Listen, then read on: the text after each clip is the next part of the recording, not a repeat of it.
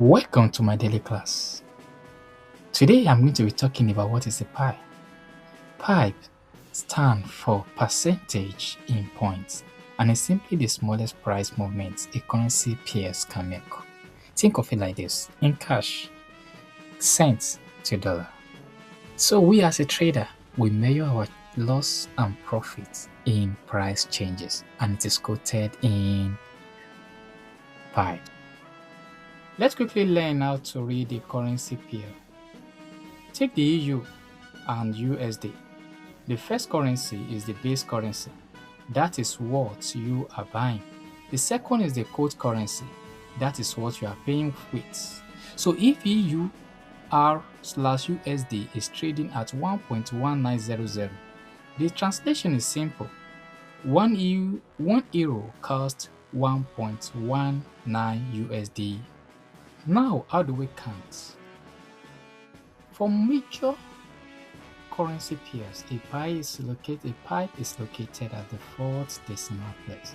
For example, if euro and USD move from 1.1800 to 1.1801, that is one PIP. And if you are buying euro and USD at 1.1000 and sell at 1.10, now if we look at the GDP/USD,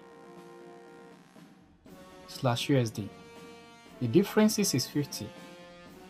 That is from 1.3650 to the differences between it and 1.3600.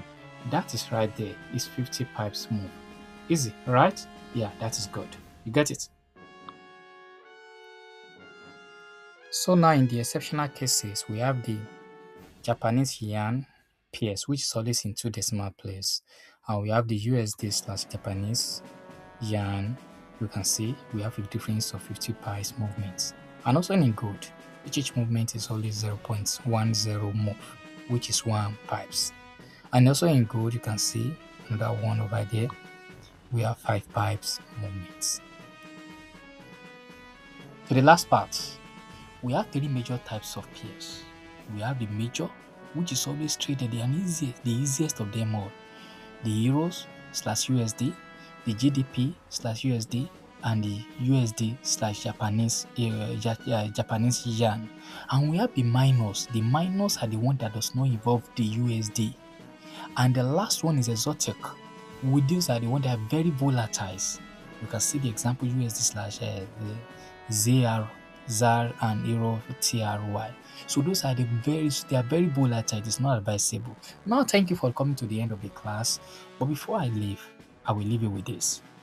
You don't have to memorize any of these things. As you are trading, you keep on going. So my last question, I want you to put it in the comment sections.